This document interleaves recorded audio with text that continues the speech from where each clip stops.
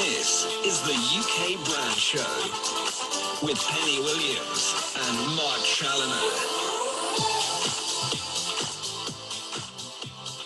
Well, good morning, good afternoon, good evening, wherever you are in the world. Hi, Pen.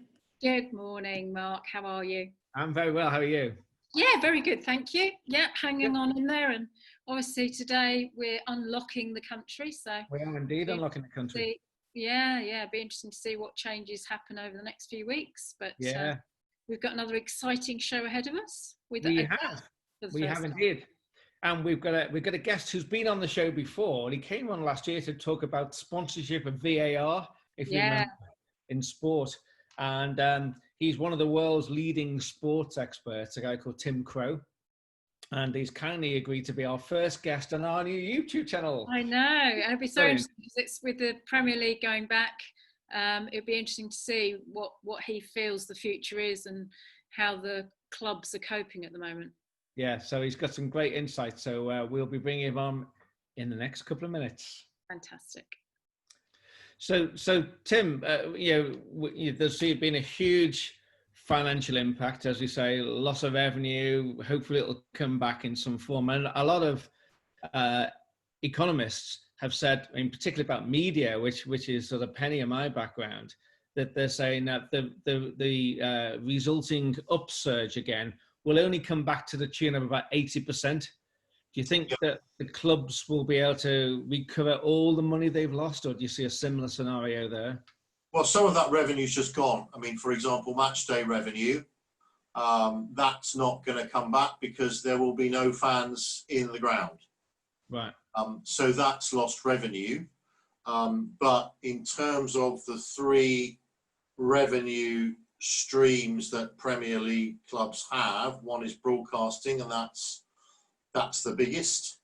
Then you've got commercial, which is primarily sponsorship and licensing, and then you've got match day. Now, match day is the smallest of those. So, if we're talking about the big six, that's something like a fifth of their revenues.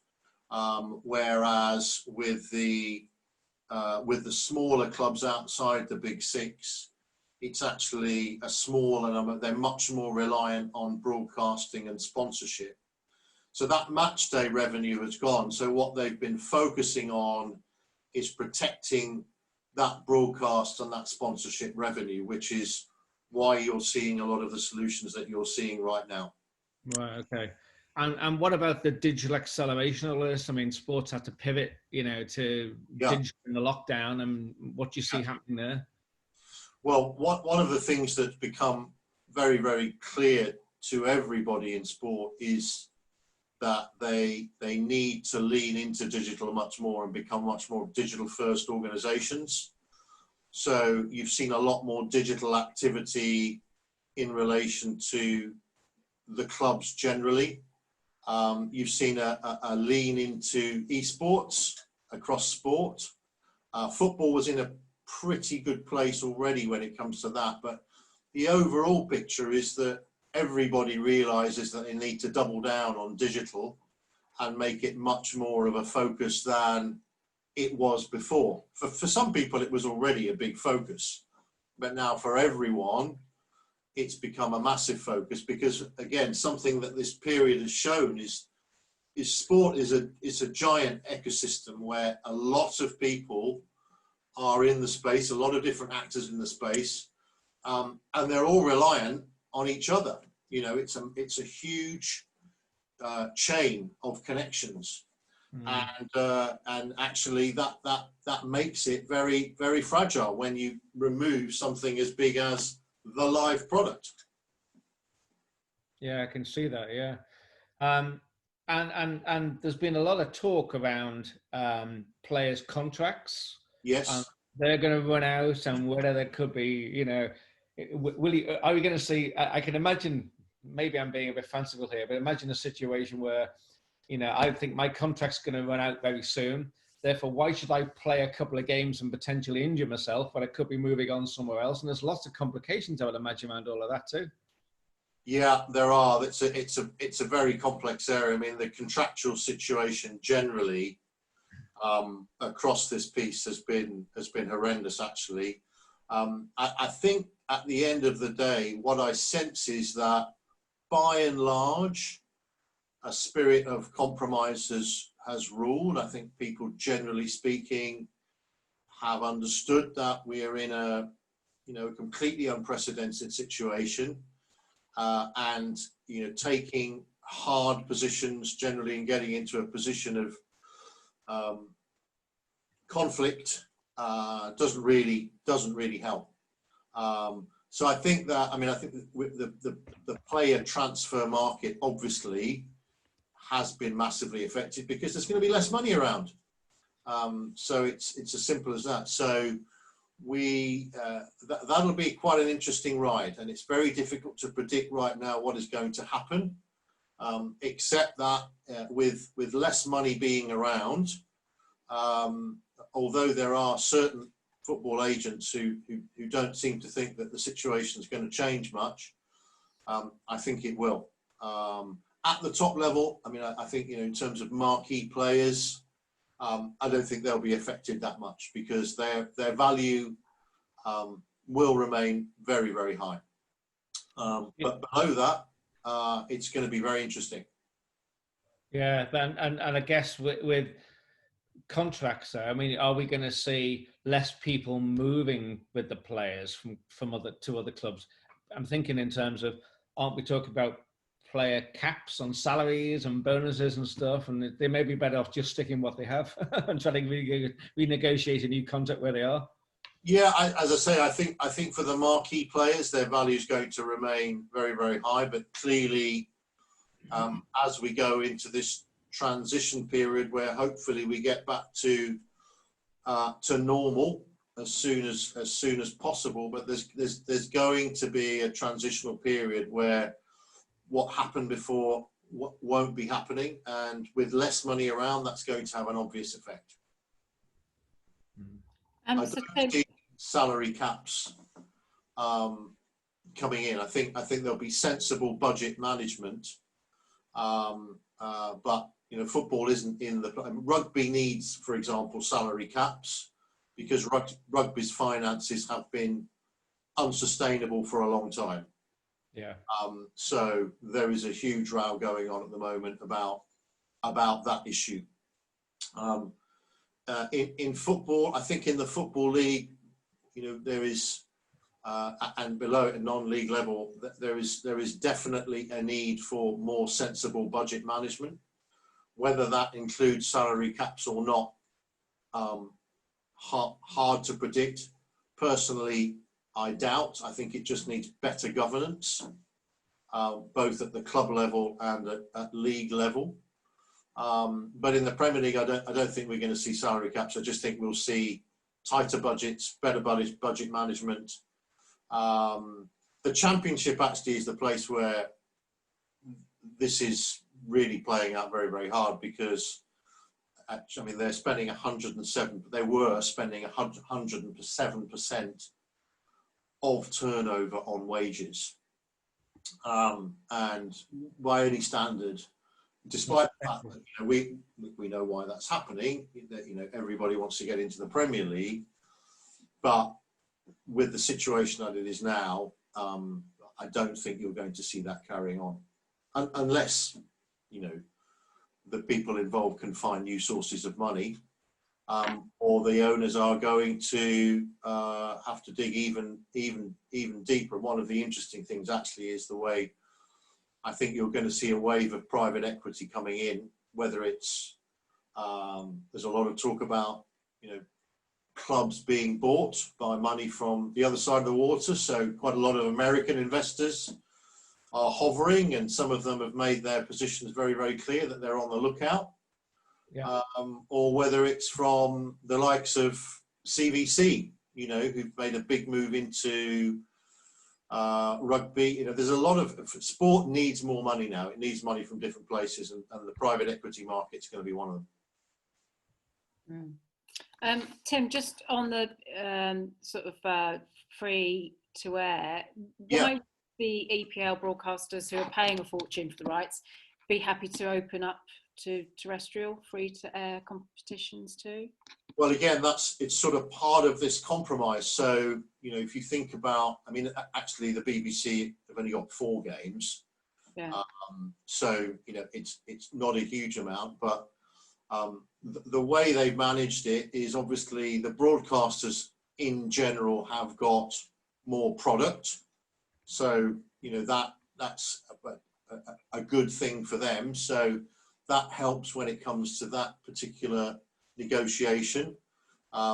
When it comes to the sponsors, that's also good because there's more reach, and sponsors like reach as well as products. And obviously with the BBC having live Premier League games for the first time, you know, you're talking about audiences there probably of 5, 6, 7, 8 million. So again, that's good news from the point of view of the club sponsors, the league sponsors. So that's part of the sort of compromise jigsaw, really, Penny. Yeah. And I think they've, you know, again, you can see that compromise has played there, and I think actually it's a really, really good solution that they've come up with, where it's not ideal, obviously, but you've got so many factors coming in. I mean, the government, for example, set their stall out very early that they wanted to see an element of free-to-air coverage, for all the reasons that we know in terms of persuading people not to go to the grounds and not to go to pubs and, you know, all that kind of thing and congregate. Yeah. So yeah, it's a big compromise, and as I say, I think the Premier League's done a really, really good job there, aided by a very constructive approach by their broadcast partners, actually. Tim, you talking? Sorry, Karen. No, just a quick aside, because we touched on rugby, and I'd just be curious to know whether you think rugby will get back to any sort of games. My son plays rugby, and he's had a sort of some feedback that they're going to have to change their shirts at half time, do this, that and the other. I mean, it just doesn't feel practical, really. Yeah, I mean, obviously it's a contact sport. Yeah. So the situation for rugby is much, much harder. And frankly, until we've seen off the virus, it's very, very difficult to see how they're going to cope. You know, they've got back down under and they're playing again, but you know, they've sort of seen off the virus. They've still had to adopt very strict measures in terms of the bubble that the guys are playing in, which is actually easier down there because of the geography. But here and in France, it looks a lot harder. So yeah, tough one, that really tough. Thank you.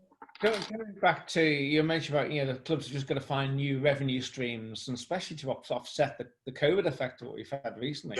You mentioned about foreign money coming in. There's difficulties with all of that. I mean, firstly, where do you see perhaps new revenues coming from in terms of not just with foreign money? Because even that's complicated. You've got the situation, Newcastle, you know, what's going to happen there, and was it ethical that they take this investment there, and new revenues generally, where do you see that coming from?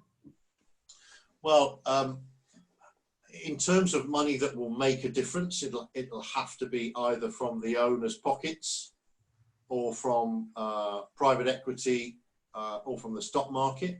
I think you'll see. I'm hearing that we're going to see some sort of interesting uses of sort of advertising, because the stands are going to be empty. So I think you'll see some interesting thing there. But the reality is, in terms of money that will make a serious difference, it'll have to come from private finance, I think. Because as I say, you know, you're just not going to get the match day revenue back.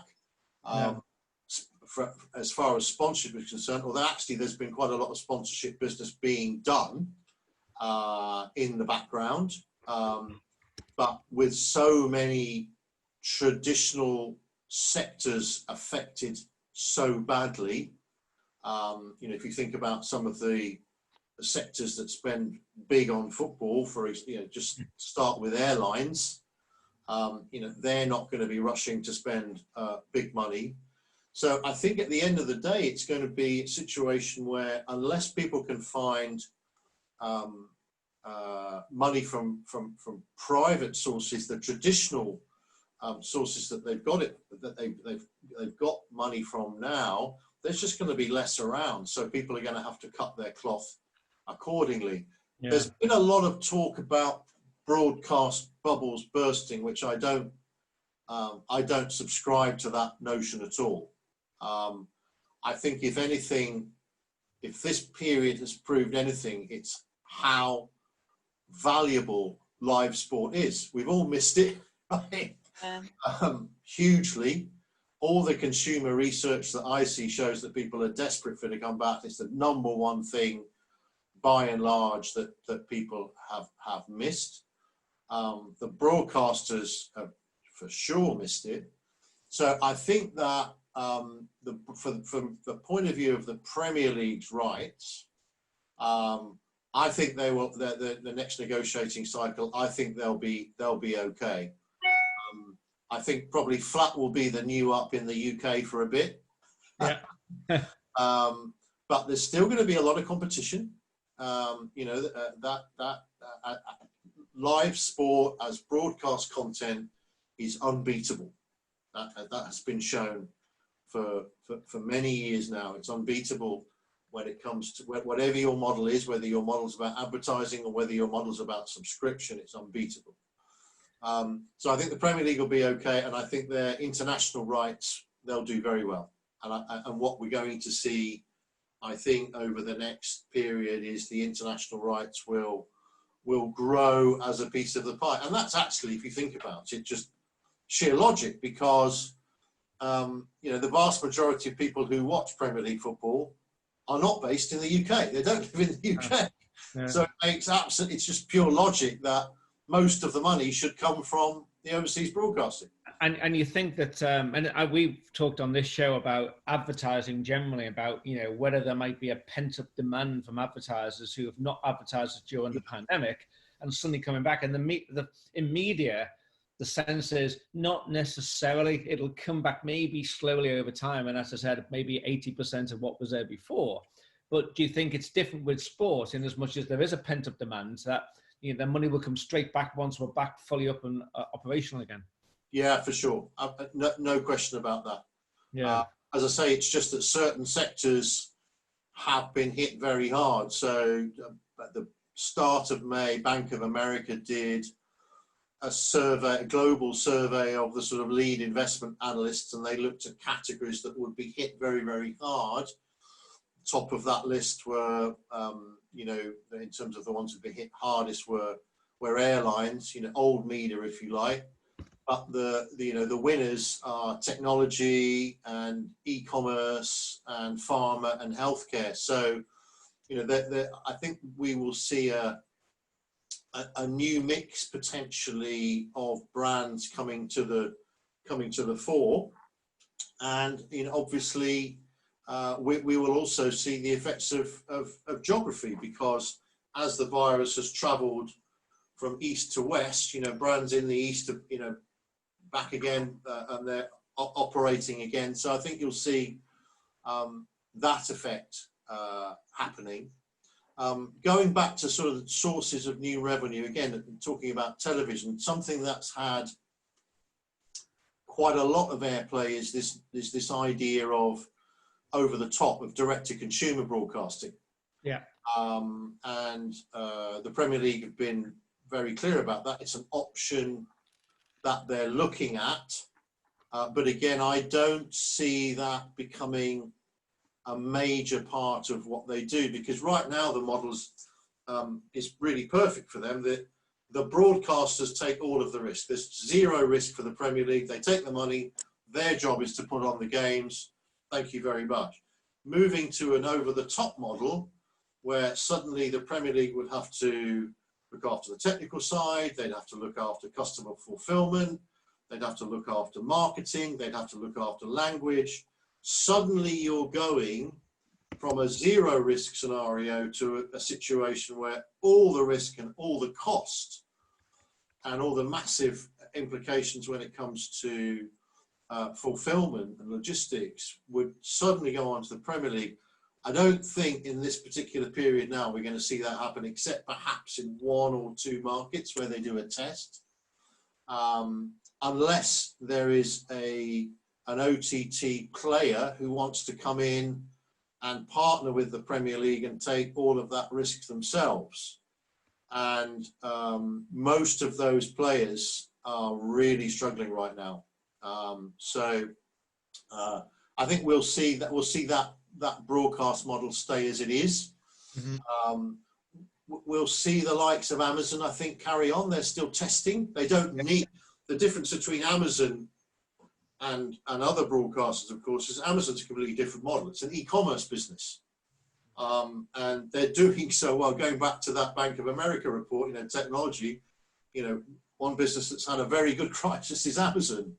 So I think you'll see them still playing in sport and still trying things out. No one quite knows at the moment what Facebook's going to do. They've sort of dipped their toe in the water in there, but again, their model is very different. So it's going to be very interesting, actually, but I think we won't see a huge amount of change when it comes to the Premier League's broadcast model, certainly in the next cycle. So, Tim, what effect do you think all of this has on the future monetisation of VAR, if any? VAR, yeah. Yeah, we talked about that on the show last time you were on and what it might do in the future, didn't we? So, yeah. Well, that's going to accelerate it all. Yeah. So I mean, my position on VAR has been the same from the word go. I mean, when it first came in for the World Cup, the Men's World Cup in 2018, there was a huge amount of doubt and skepticism about whether it would work and so on. And so FIFA went to market, tried to find a sponsor for it, couldn't find a sponsor. As we all know now, if someone had sponsored that, it would have been the greatest coup of all time because VAR worked spectacularly well. It is a very different asset. This is, compared to everything else that you can monetize around the game, whether it's sponsoring the broadcasts or being an advertiser in the break or being on the shirts or being around the pitch. Fundamentally, that's kind of outside of the game, whereas VAR is part of the game. Now, that makes it incredibly valuable. But as we all know, there have been issues technically in terms of, there's been no problem with the system. It's been how the technology has been deployed. And quite clearly, everybody realizes that needs to change, and it needs to be about clear and obvious errors rather than sort of, technically correct errors. And of course, it's incredibly controversial because by definition, there is always going to be one set of fans who are very happy with the outcome and one set of fans who are not going to be very happy with the outcome. But I maintain my belief that once the application is right in the Premier League, sponsors will want to get involved. And by the way, in most places where VAR is operating, it is doing so absolutely fine. There's been nothing like the issues that the Premier League has had. And as I say, there's no problem with the technology, it's the application of the technology. Yeah. So I have no doubt that within 5 years, there will be significant money being spent on sponsorship of VAR, and I would be astonished if one of FIFA sponsors didn't spend money on sponsoring VAR for the next Men's World Cup in 22 or 23 or whenever it is. We'll see soon enough, Tim, that's for sure. It'll happen. It'll happen. I go back, I've been in this business now for 30 years, and every time something new, I remember when pay TV came in, a lot of people said, it'll never work, everyone hates it, no one will spend money on watching football on television, and you go back further than that, before I was in the game, when shirt sponsorship came in, Derek Dugan brought it in. I think it was for Kettering, the team, I think, Kettering tyres, and there was a huge, it'll never work, people will never allow it, it'll never happen, this will all be killed, it's the same thing over and over again. And it's the same thing with VAR.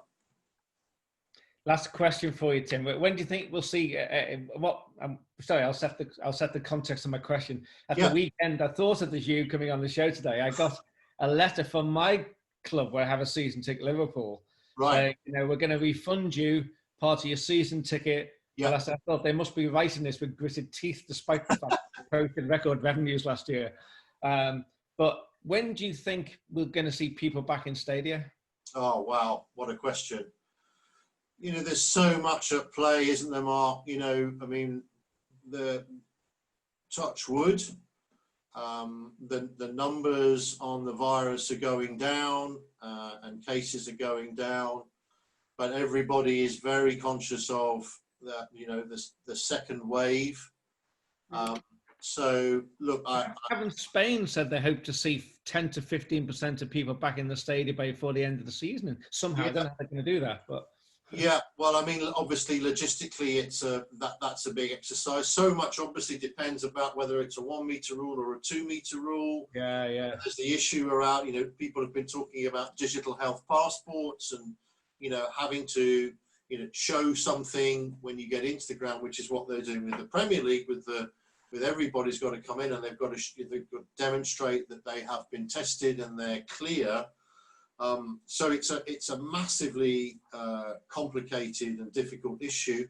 Fundamentally, the framework is going to be the overall framework that operates in society and what governments are saying. I would like to think. I think that actually the solution they've got right now with crowd noise from electronic gaming, I think that'll work quite well actually. Yeah. These broadcasters are pretty smart people, and I think they'll do a good job. Obviously, you can choose whether you have it.